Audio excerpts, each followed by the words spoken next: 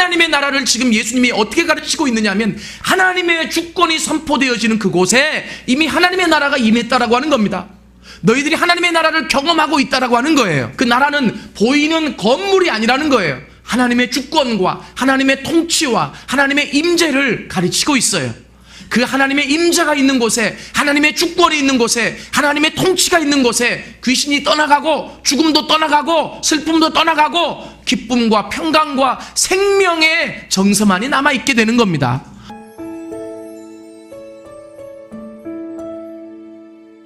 오늘 우리가 같이 봉독한 성경의 본문을 가지고 너희 안에 있는 하나님의 나라라고 하는 제목으로 같이 은혜를 나누려고 합니다. 제목이 조금 이상하지 않아요? 우리 안에 있는 하나님의 나라, 이래야 이게 옳은 거 아닐까요? 생각 안 해보셨습니까? 왜 너희 안에 있는 하나님의 나라 이랬을까요? 오늘 제가 설교 제목을 너희 안에 있는 하나님의 나라라고 정한 이유가 있습니다. 그것은 먼저 이 성경 본문에 먼저 충실히 하기 위함이고 그때 적용이 되어질 수 있습니다. 실은 이 말씀은 굉장히 중요한 것이거든요. 그래서 이 본문을 무시하고 적용부터 하면 그러면 잘못될 가망성이 많습니다. 실은 제목을 우리 안에 있는 하나님의 나라 이르면 좋겠죠. 여러분들도 고민하지 않아도 되고, 그런데 우리 안에 있는 하나님의 나라라고 하는 것은 적용입니다. 성경은 너희 안에 있는 하나님의 나라를 이야기하고 있습니다. 그러면 너희 안에 있는 하나님의 나라가 어떻게 우리 안에 있는 하나님의 나라가 될 수 있느냐, 이것이 이제 적용이 되는 겁니다. 그래서 오늘 이 말씀을 가지고 우리가 같이 은혜를 좀 나누려고 합니다. 하나님의 나라에 대해서 우리가 계속 보고 있는데 이 하나님의 나라가 너무 중요한 개념인 것 같아요. 제가 목사 안수를 2099년도인가 이렇게 받았기 때문에 이제 10년이 지났거든요. 그랬는데 이렇게 쭉 설교를 해오면서 하나님의 나라가 중요하다, 뭐 이 정도 모르시는 분은 없잖아요. 하나님의 나라가 안 중요하신가요? 중요하시죠? 그러나 이 하나님의 나라가 얼마나 중요한지, 기독교의 핵심인지를 제가 깊게 경험하고 있는 때가 지금입니다. 그래서 실은 이제까지 복음을 전한다라고 했지만 그 복음을 반쪽짜리 복음을 전한 게 아닌가, 이런 생각도 해봅니다. 그러나 의도적이지 않았기 때문에 하나님께서 용서하실 것이고, 그리고 또 제가 더 깊게 알아가게 하는 만큼 저와 같이 관계를 갖고 또 이렇게 신앙생활 하시는 분들에게 제가 깨달은 만큼 전달이 되어질 수 있다고 저는 생각을 합니다. 여러분, 왜 제가 반쪽짜리 복음이라고 이야기를 하냐면 우리가 이 복음의 핵심은 예수 그리스도이십니다.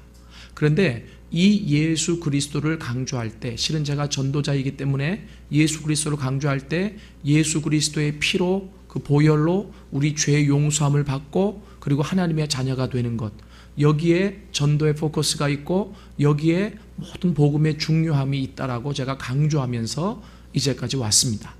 그런데 한 가지 제가 좀 풀리지 않는 의문이 있었어요.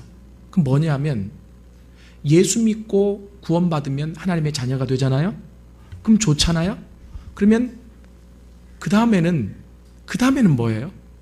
그 다음에는 우리가 흔히 알고 있다시피 이 땅에서 성장해 가야 되잖아요. 그죠? 장성한 분량만큼, 그리스도의 장성한 분량만큼 성장해 가야 되는데, 그런데 그게 어렵더란 말이죠.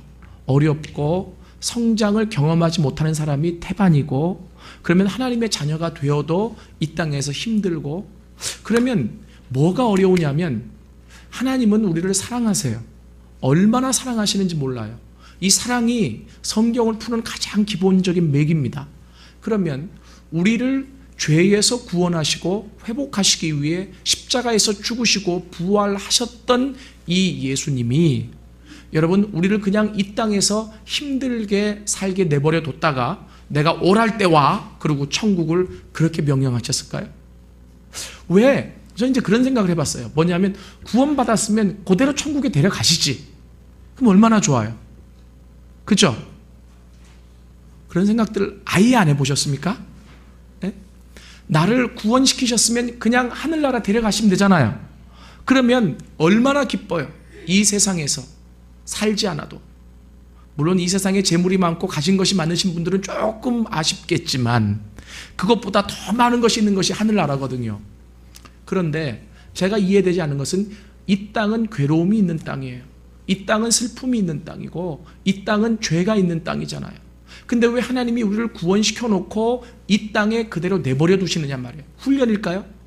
너 이제 하나님의 자녀가 됐으니까 내가 오라 그럴 때까지 이 땅에서 살아. 근데 이 땅에서 살면서 전도하면서 그리고 성장을 경험하면서 살아야 돼. 그리고 내가 오랄 때 와. 그때 네 면류관이 있을 거야. 우리 이렇게 이해하잖아요. 그죠? 달리 이해하시는 게 있으세요? 이렇게 이해하시잖아요. 그죠? 그래서 신앙의 성장을 이루어야 되고 우리가 이 땅에 있는 목적 중에 하나는 예전에 우리가 그랬듯이 구원받지 못한 사람들에게 그 기쁨의 복음의 소식을 전해주어서 구원시켜가지고 그 사람들을 하나님의 자녀로 만들기 위해 우리가 이 땅에 존재한다고 믿어요. 맞아요.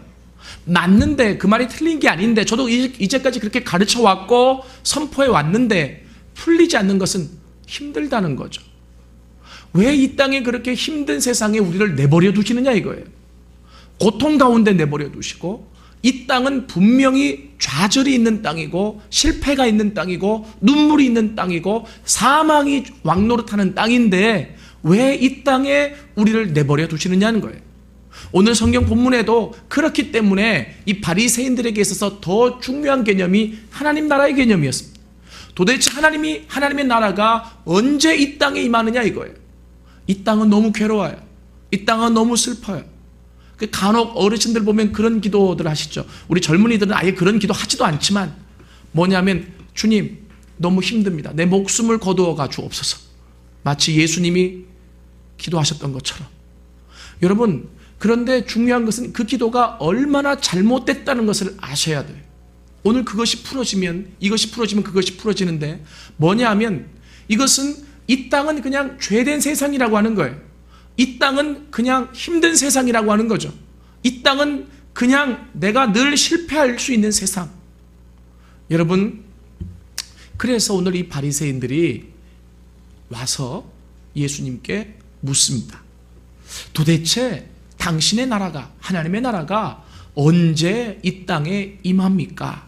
너무나 갈구했어요. 여러분 보통의 유대인들도 하나님의 나라에 대한 갈망이 있었지만 그들은 먹고 사는 문제가 더 힘들었을지 몰라요.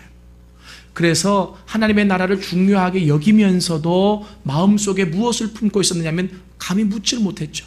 그러나 이 바리새인들은 우리가 알고 있다시피 얼마나 철두철미하게 일주일에 3번 금식을 하고 그리고 하루에 3번 기도를 하고 봉사를 하고 헌신을 하는 사람입니까? 그런데 하나님의 임재가 없이 외형적인 헌신과 모습만 있다 보니까 힘들어요. 그죠? 여러분 교회 봉사해 보시고 헌신해 보신 분은 아시겠지만 힘들잖아요. 그죠? 찬양대 힘들죠. 주일마다 늘 남아서 찬양 연습해야 되는데. 그죠? 여러분 그러니까 하나님의 나라는 언제 옵니까? 라고 이 바리새인들이 묻는 거예요. 적어도 하나님의 나라에 대한 개념이 있기 때문에 물어보는 거라고 저는 생각을 합니다. 그런데요 오늘 예수님이 여기에 대해서 굉장히 중요한 답을 해주십니다. 저는 오늘 이 바리새인들의 질문과 예수님의 대답 가운데서 오늘날 우리가 생각하고 있는 잘못된 하나님의 나라의 개념과 예수님께서 가르쳐 주시고자 하시는 하나님 나라의 개념을 똑바로 봅니다. 먼저 이 바리새인들이 생각한 하나님의 나라가 있습니다. 이 성경을 보면 여러분 너무 바리새인 해가지고 격화시키지 마세요. 어떻게 보면 우리가 바리새인보다 더 못한 경우가 많고 그리고 성경을 보면 바리새인들이 생각한 개념이 내 개념인 경우가 많이 있어요. 그래서 성경을 보면서 알아가는 거죠. 바리새인들이 생각한 하나님의 나라는 이런 개념이었습니다. 어떤 개념이었냐면 눈에 보이는 나라 그리고 도시 그것이 세트장처럼 위에서 내려오는 거예요. 이해되세요? 여러분 그런 거 생각 안 하세요? 하나님의 나라 하면은 뭔가 애들 같은 경우에는 집도 초콜릿으로 만들었을 거야. 사탕으로 만들어서 이렇게 따먹으면 또 다시 쏙 나오고 뭐 이런 개념이에요. 거기에 가면 모든 게 뭐 그 아스팔트도 황금으로 되어 있고 뭐 맞아요. 그런데 지금 이 바리새인들은 뭔가 하나님의 나라라고 했을 때 보여지는 완성된 나라로서 하늘에서 세트장처럼 쫙 내려와서 자, 너희를 위해 준비했어 라고 생각하는 나라를 가지고 있다라고 하는 겁니다. 그리고 이 바리새인들이 가지고 있었던 하나님의 나라의 개념은 또 어떤 것이 있었냐면 특정한 장소에서 시작된다라고 생각을 했었어요. 예를 들면 예루살렘이 그들에게 성지였는데 그 예루살렘이라고 하는 특정한 장소에서 하나님의 나라가 시작되어지고 그리고 완성되어질 것이라고 생각을 했죠. 그런데 예수님은 이러한 바리새인들의 개념을 완전히 무너뜨리시는 거예요. 여러분 아까 제가 얘기했죠. 주님 나 너무 힘들어요. 이제 내 목숨을 거두어 가 주세요. 나 하늘나라에 가고 싶어요 라고 기도하시는 분들도 머릿속에 있는 하나님 나라의 개념이 이런 개념일 거예요. 왜요? 죽으면 가는 나라, 그리고 손에 잡혀지고 만져지고 완성된 하나님의 나라. 그런데요 여러분 예수님은 그렇지 않다라고 지금 가르쳐주고 계십니다. 왜 그럼 바리새인들은 예수님에게 이런 하나님의 나라에 관한 질문을 던졌을까요? 그것은 긍정적인 차원과 부정적인 차원이 있습니다. 이 바리새인들은 무조건 여러분 나쁘다고만 보지 마시고요. 이 바리새인들만큼 율법을 지키려고 노력했던 사람들이 없어요. 이 바리새인들만큼 정말 하나님 앞에 기도하고 그 열심을 내었던 사람들이 없습니다. 그런데 그런 차원에서 봤을 때 그들의 이스라엘의 관습 안에서 보면 인간이 할 수 없는 초월적인 일을 행하는 사람이 나타났다라고 하면 뭐라고 생각하냐면 하나님이 보내신 사람이라고 생각을 해왔어요. 이것이 바로 유대인의 관습이었어요.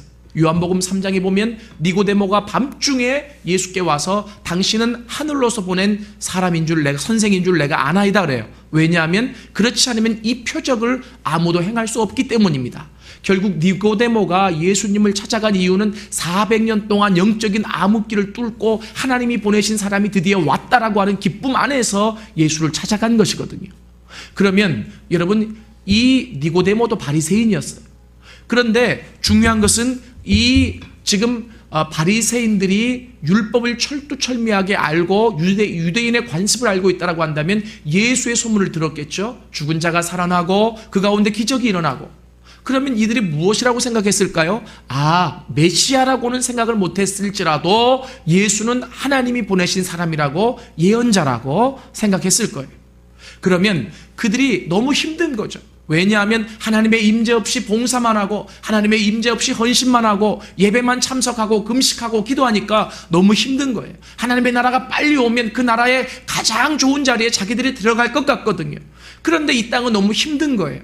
그래서 하나님의 나라를 갈망하고 있는데 예수에 대한 소문을 듣고 나니까 예수가 정말 예언자라고 한다면 하나님의 나라가 언제 도래할 것인지 말해줄 수 있겠다. 그래서 하나님의 나라에 대한 갈망을 가지고 예수를 찾아갔을지도 모릅니다. 그래서 묻는 거죠. 예수님, 예수여, 도대체 하나님의 나라가 언제 이 땅에 임하는 겁니까? 그러나 부정적인 차원에서 보자면 이런 의미도 있지만 어떤 의미가 있느냐면 여러분 하나님의 임재가 없는 열심, 하나님의 임재가 없는 헌신은요 자기를 왕으로 내세우고 자기 의를 자꾸 주장하게 만들어요. 그러니까 이 바리새인들의 눈에 비치는 예수, 비록 율법적으로 보면 그는 선지자입니다. 율법적으로 보면 그는 예언자예요. 왜냐하면 인간이 할 수 없는 초월적인 표적을 일으키기 때문에 그렇습니다. 그러면 그에게 찾아가서 물어야 되지만 그 예수를 추종하는 무리들이 성경에 보면 몸에 용신할 수 없을 정도로 많아지니까 그게 싫은 거죠. 우리가 최고라고 생각했는데 이 유대 땅에서는, 이스라엘 땅에서는 바리새인이 종교적으로 최고 열심히 있는 사람이고 바리새인들이 존경받고 바리새인들이 추앙받는 세계라고 생각했는데 예수가 와서 그 판도를 깨어버리는 거죠. 그러니 묻고 싶은 거예요. 가장 중요한, 가장 대답하기 힘든 하나님의 나라에 관한 질문을 던짐으로 말미암아 이분이 어떻게 대답하시는가. 그래서 그것을 올무로 삼아서 예수를 늪에 빠뜨리려고 던진 질문일 수도 있습니다. 이 바리새인들은 양면을 가지고 이 긍정적인 차원과 부정적인 차원, 이 모든 것을 양면을 가지고 예수께 접근해서 묻습니다. 뭐라고 물어보았느냐 하면 하나님의 나라가 어느 때 임하나이까? 하나님의 나라가 어느 때 임하나이까? 그런데 저는 오늘 부정적이든 긍정적이든 간에 이 바리새인들이 예수께 던진 이 질문을 굉장히 중요하다고 생각을 합니다. 왜냐하면 하나님의 나라에 대한 소망이 있었기 때문입니다. 하나님의 나라에 대한 갈망이 있었기 때문입니다. 오늘날 예수 믿는 많은 사람들의 마음속에, 그 삶 속에 하나님의 나라에 대한 갈망이 얼마나 있느냐 이거. 하나님의 나라에 대한 소원이 얼마나 있느냐 이겁니다. 여러분, 이때 예수님께서 말씀해 주십니다. 예수님이 말씀하시는 것은, 우리 다시 한번 본문을 같이 한번 읽겠습니다. 20절, 21절 우리 같이 한 목소리로 읽겠습니다. 시작. 바리새인들이 하나님의 나라가 어느 때에 임하나이까 묻거늘 예수께서 대답하여 이르시되 하나님의 나라는 볼 수 있게 임하는 것이 아니요 또 여기 있다 저기 있다고도 못하리니 하나님의 나라는 너희 안에 있느니라. 아멘. 여러분, 오늘 이 성경 말씀에 보니까 예수님이 뭐라고 얘기하냐면 하나님의 나라는 볼 수 있게 임하는 것이 아니다 라고 얘기를 해주십니다. 그리고 뭐라고 얘기하냐면 여기 있다 저기 있다 말하지 못하는 이유는 너희 안에 있기 때문이다 라고 얘기하고 있어요. 여러분, 잘 들으세요. 뭐냐면 제가 하나님의 나라에 관심을 갖고 복음서를 읽기 시작하는데 예수님의 말씀에 하나님의 나라가 안 붙어 다니는 게 없더라고요. 그러면 예수님이 이 땅에 오셔서 선포하신 중요한 메시지가 하나님의 나라예요. 여러분, 이것은 바로 무엇이냐면 이미 예수님이 이 땅에 오심으로 말미암아 하나님의 나라가 시작되었다라고 하는 겁니다. 예수님이 선포하기를 원하시는 것은 불쌍한 영혼들을 구원하는 데서 끝나는 것이 아니에요. 제가 아까 반쪽짜리 복음이라고 얘기했던 이유는 극단적인 표현입니다. 그것은 무엇이냐면 예수 믿는 자를 구원하는 데서 끝나는 것이 아니라 구원받은 그 사람들을 이 땅에서 시작된 하나님의 나라를 누리게 해줘야 돼요. 그래야 이 땅에서도 우리가 힘있게 능력있게 살아갈 수 있는 것 아니겠습니까? 주님이 더 잘 아세요. 이 땅은 어떤 땅인지, 공중권세 잡은 자가 좌지우지하는 땅이고 슬픔이 있는 땅이고 낭망이 있는 땅이고 그리고 아픔이 있는 땅이고 질병이 있는 땅이고 죽음이 있는 땅이라는 것을 누구보다도 더 잘 알고 계세요. 그런 하나님께서 우리를 그 죄에서 구원해 놓고 이 자리에 있으라고 했을 때 여러분, 분명한 이유가 있지 않겠습니까? 여러분, 맞아요. 제가 아까 말씀드린 대로 구원받지 못한 사람을 구원하기 위함이에요. 맞아요. 그리고 내가 그리스도의 장성한 분량까지 성장해 가기 위함이에요. 맞아요. 그러나 내 힘으로 되지 않잖아요. 그거 위해서, 그거 훈련시키기 위해서 나를 특공대처럼 구원시켜놓고 다시 이 땅에 딱 내버려 두시는 겁니까? 그렇지 않습니다.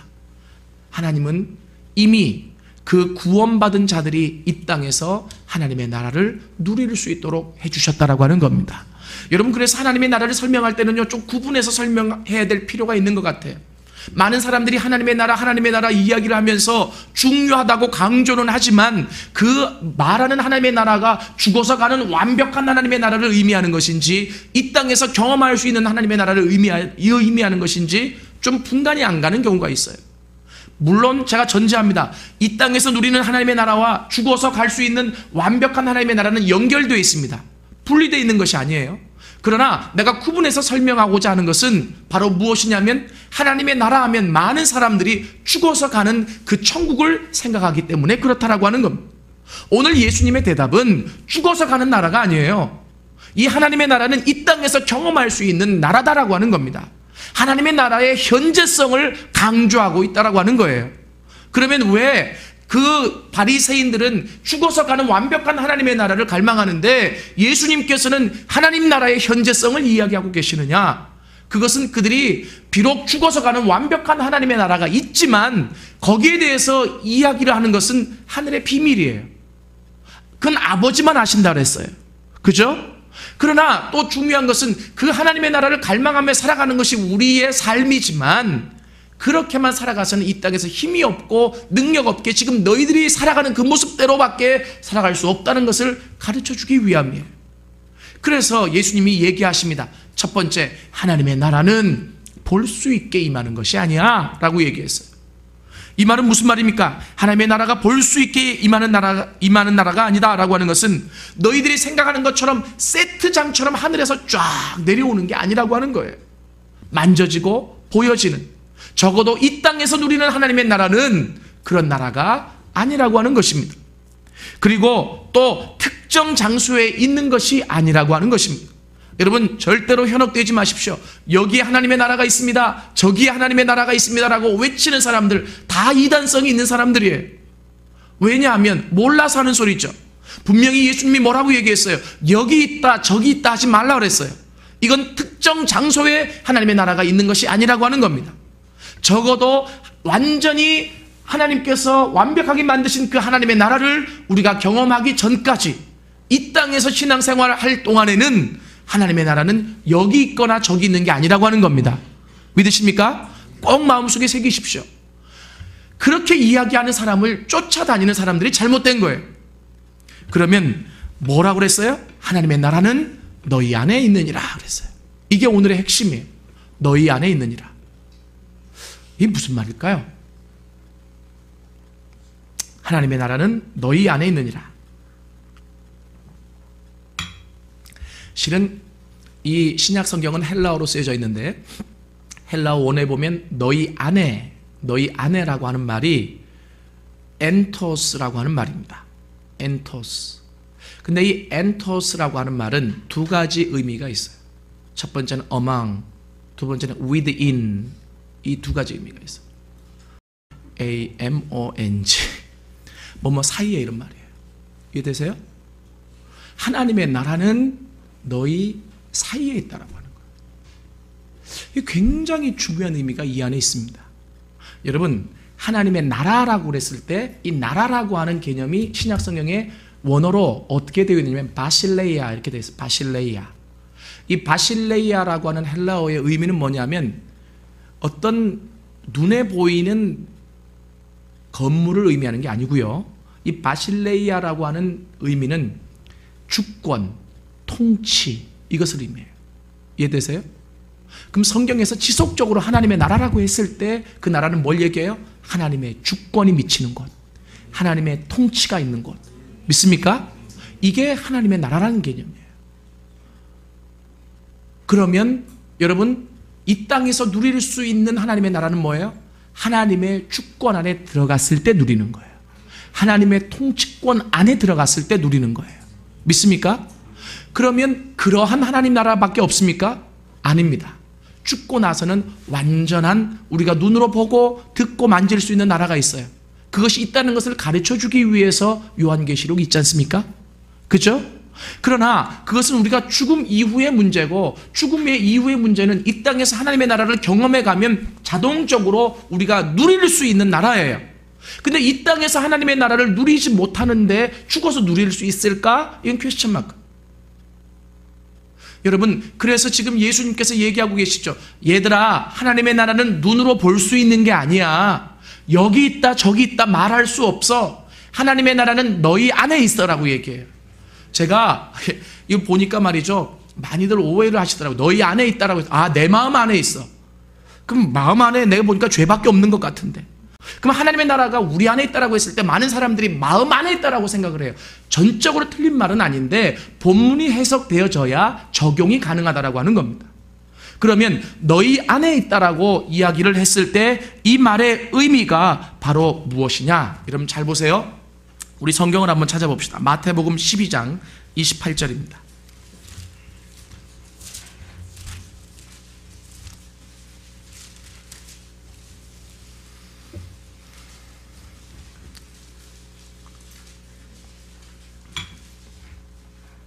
같이 읽겠습니다. 시작. 그러나 내가 하나님의 성령을 힘입어 귀신을 쫓아내는 것이면 하나님의 나라가 이미 너희에게 임하였느니라.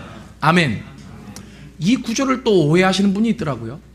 귀신이 쫓아나가면 그것이 하나님의 나라라고? 이건 그런 의미가 아니에요. 무슨 말이냐면 하나님의 주권 앞에서 귀신이 쫓아나가요. 아세요? 하나님의 주권이 있는 곳에 하나님의 나라가 이미 임한 것이란 얘기예요. 믿습니까? 하나님의 주권이 선포되어지고 하나님의 통치가 있는 곳에 귀신이 더 이상 발붙일 수 없습니다. 믿습니까? 하나님의 주권이 있는 곳에, 하나님의 통치가 있는 곳에 더 이상 슬픔이 없어요. 눈물이 없어요. 좌절이 없어요. 이 귀신이 나갔다라고 하는 것은 하나의 단편적인 예일 뿐입니다.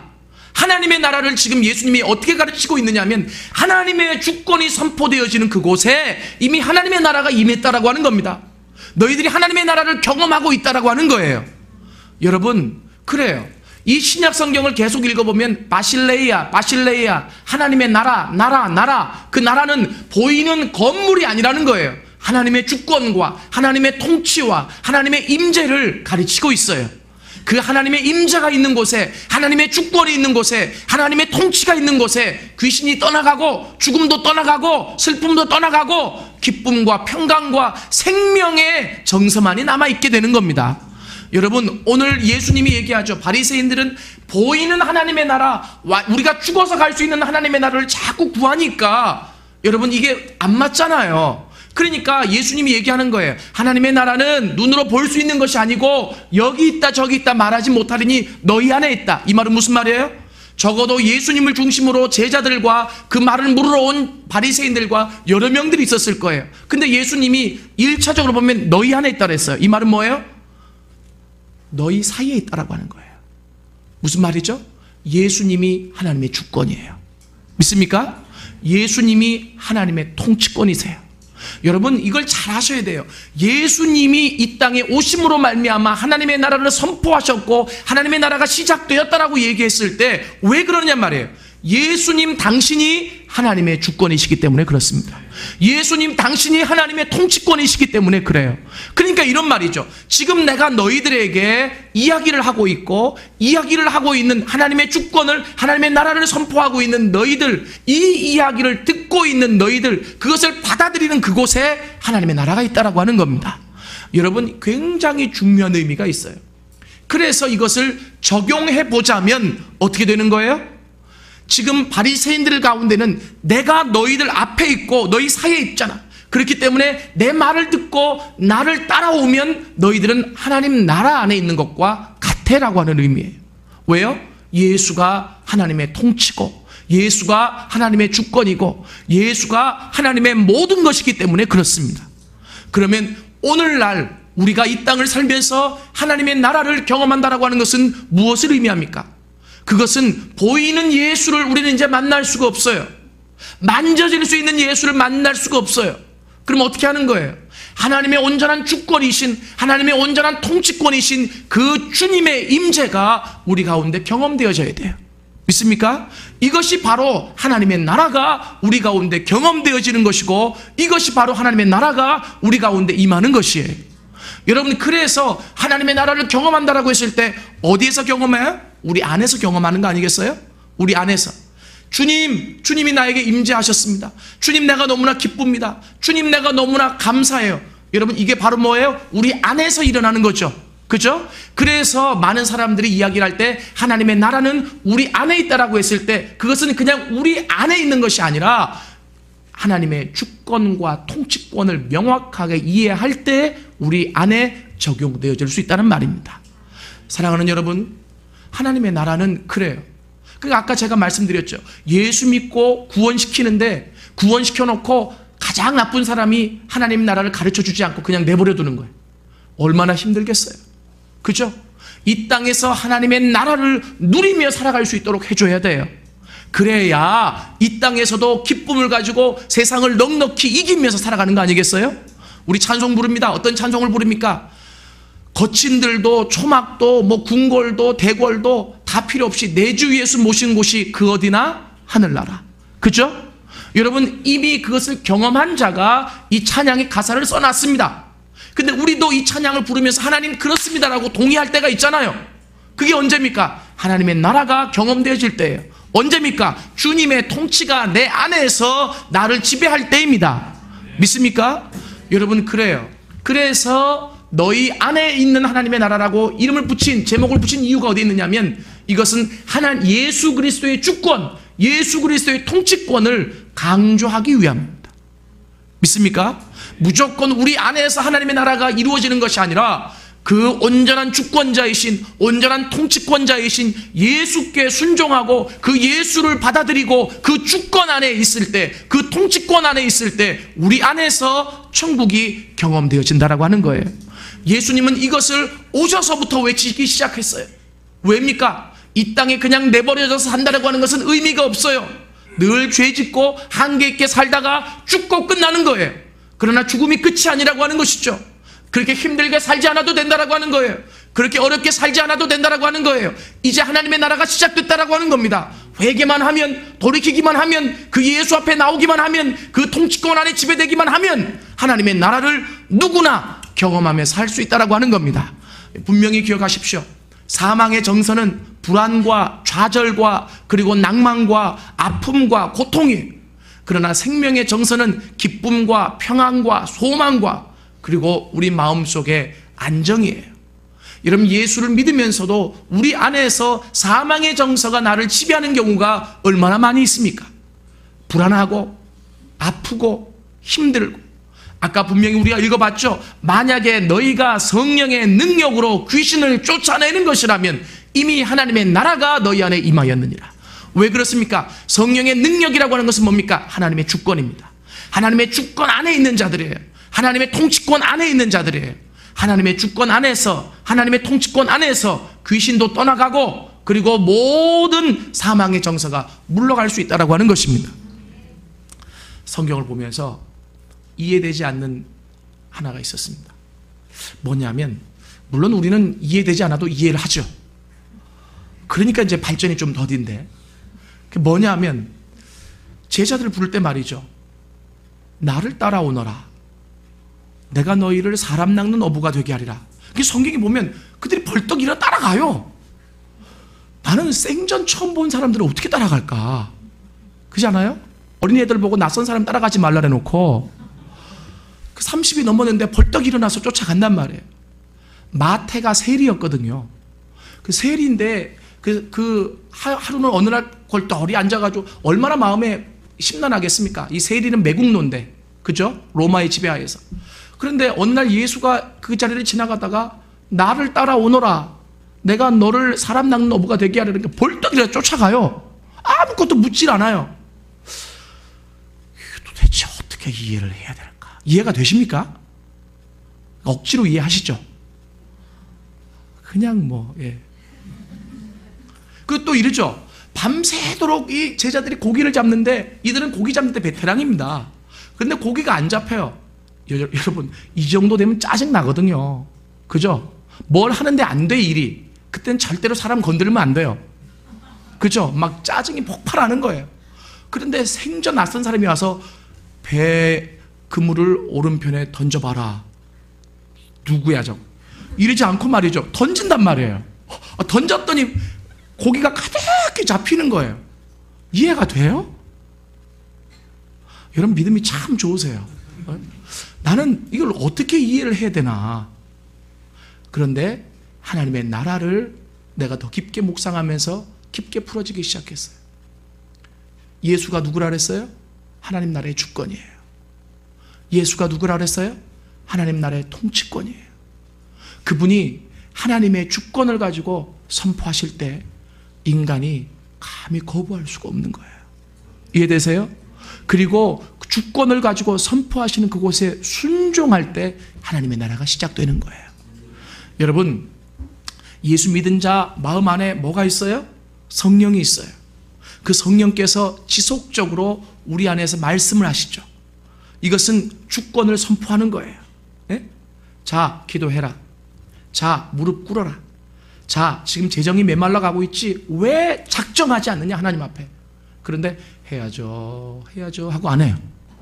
그러면 재정도 메마르지만 궁극적으로는 하나님의 나라도 경험할 수 없어요.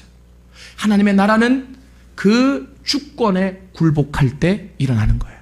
여러분 보세요. 아무리 뛰어난 주권, 통치권이 있어도 거기에 굴복해야 그 나라 백성이 되는 거 아니겠습니까? 그런데 하나님이 주권을 가지고 우리에게 지속적으로 명령하세요. 말씀하세요. 그런데 그것을 받아들이지 않으면 하나님의 나라가 임재하겠어요? 못합니다. 우리가 예수 믿고 하나님의 자녀가 됐지만 하나님의 임재, 그 하나님의 나라를 지속적으로 경험하지 못하는 가장 중요한 이유가 어디에 있느냐면 바로 여기에 있다라고 하는 거예요. 그 주님의 주권을 받아들이지 못하는 거예요. 우리 이게 말이 어렵죠. 주님의 주권을 받아들인다는 게 말이 어려운데 제가 풀어서 얘기했잖아요. 내 안에 내주하고 계시는 성령께서 하시는 말씀에 우리가 순종하지 못하는 거예요. 왜 기도하라는데 기도하지 않아요? 왜 말씀 보라는데 말씀 보지 않아요? 왜 나도 예전에 그랬는데 어려운 사람을 도우라는데 돕지 않습니까? 왜 사랑하라는데 사랑하지 못합니까? 여러분, 이 모든 것들에 순종할 때 온전한 하나님의 나라, 더 깊이 있는 하나님 나라 안으로 들어갈 수 있는 거예요. 여러분, 여기에서 모든 실마리가 풀어집니다. 예수가 그렇게 이 땅에 오셔서 외쳤던 메시지가 뭐냐 하면 이제 하나님의 나라가 시작되었다라고 하는 거예요. 왜? 당신이 하나님 나라의 주권자이시기 때문에, 당신이 하나님 나라의 통치자이시기 때문에, 당신의 선포로, 당신이 이 땅에 오심으로 말미암아 그 선포에, 그 주권에 굴복하는 모든 자들이 이제는 이 땅에서도 하나님의 나라를 경험할 수 있게 되었다라고 하는 것입니다. 사랑하는 여러분, 하나님이 이 모든 재반장치를 마련해 놓고 이 땅에 우리를 내버려 두시는 거예요. 그래도 연약하기 때문에 또 우리를 보살피시고, 그래도 연약하기 때문에 쓰러질 수 있는 우리를 또 불쌍히 여기시고, 그러면서 또 다시 일으켜서 하나님의 나라 안으로, 하나님의 나라 안으로 우리를 이끌고 계십니다. 사랑하는 여러분, 교회 와서 예배만 드린다고 하나님의 나라를 누리는 게 아닙니다. 하나님의 주권에, 그 통치권에 순복할 수 있어야 합니다. 순복할 때 하나님의 나라가 우리 가운데 시작되어지는 것입니다. 사랑하는 여러분, 오늘 꼭 이 말씀을 기억하십시오. 하나님의 나라는 볼 수 있게 임하는 것이 아니요 또 여기 있다 저기 있다 하지 못하리니 하나님의 나라는 너희 안에 있느니라. 이 말씀을 고지 끝들여서 내 안에 하나님 나라 있다, 내 하나님의 나라, 이게 아니라는 거예요. 뭐냐면 너희 안에 있다라고 하는 말은 뭐예요? 지금 예수 그리스도, 주권을 가지고 계신 그 예수 그리스도가 계신 그 주변, 그리고 그 예수 그리스도의 주권을 받아들이는 그 사람들, 그 안에 하나님의 나라가 있다라고 하는 얘기예요. 이것을 오늘날 우리에게 적용하면 그 하나님의 임재를, 주님의 임재를 내 안에서 경험할 때에 바로 뭐가 돼요? 하나님의 나라가 경험되어지는 겁니다. 믿습니까? 여러분, 그래서 이것이 경험된 사람은요, 하나님의 주권, 하나님의 통치권이 얼마나 위대한지를 알게 돼요. 그리고 갈망하죠. 주님 나를 다스려 주옵소서, 주님 나를 통치하여 주옵소서. 성경에 보면 구약에도 하나님이 그들을 다스리니라, 이게 얼마나 중요한 말인 줄 알아요? 왜 중요한 말이냐면 하나님이 그들을 다스린다라고 하는 말은 뭐예요? 하나님의 주권 안으로 들어가는 거예요. 그러면 그 안에서 뭐가 돼요? 이 땅이 한계 있는 땅이라도 하나님의 나라로 바뀌어지는 거예요. 믿습니까? 여러분, 하나님 앞에 그렇게 기도하십시오. 하나님 나를 다스려 주옵소서, 하나님 나를 통치하여 주옵소서. 하나님의 주권이 내 삶 가운데 온전히 선포되어지고 순종할 수 있도록 도와주옵소서. 그것을 경험한 자는 한 차원 더 나가서 또 찬양합니다. 어떻게 찬양합니까? 주님의 주권을 찬양해요. 주님의 통치권을 찬양합니다. 믿습니까? 왜요? 그 주권과 통치권이 없었다라고 한다면 우리는 하나님 나라를 이 땅에서 경험할 수 없었기 때문에. 믿습니까? 그래서 성경을 여러분들이 조금 더 깊게 알면 하나님의 주권이, 하나님의 통치권이 얼마나 중요한 것인지, 그 안에서 내가 살아간다라고 하는 것이 얼마나 중요한 것인지, 그것이 이 땅에서 신앙생활을 하면서 하나님의 나라를 더 깊게 경험하는 가장 지름길이 된다라고 하는 사실을 명심하십시오.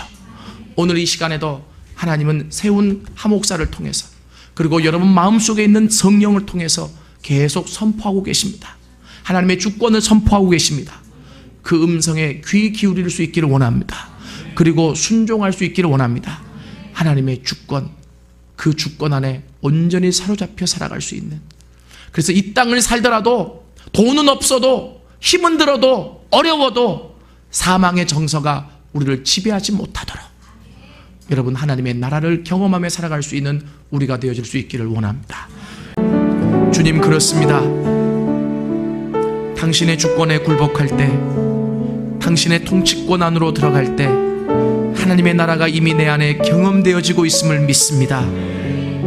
주님, 이 땅을 살아가면서 완벽한 그 하늘나라에 가기 전까지 주님이 선포하신 이루어 놓으신 이 하나님 나라 날마다 경험하며 나갈 수 있도록 도와주옵소서.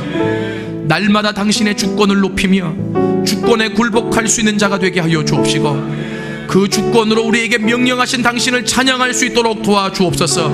하나님의 주권을 찬양합니다. 하나님의 통치권을 찬양합니다. 그 안에서 하나님의 나라를 온전히 누릴 수 있는 우리가 되어질 수 있도록 주여 축복하여 주옵소서. 더 이상 반쪽짜리 복음에 만족하지 않게 하시고 하나님의 나라를 온전히 누리며 살아갈 수 있는 우리가 되어질 수 있도록 축복하여 주옵소서. 예수님의 이름으로 기도드렸습니다.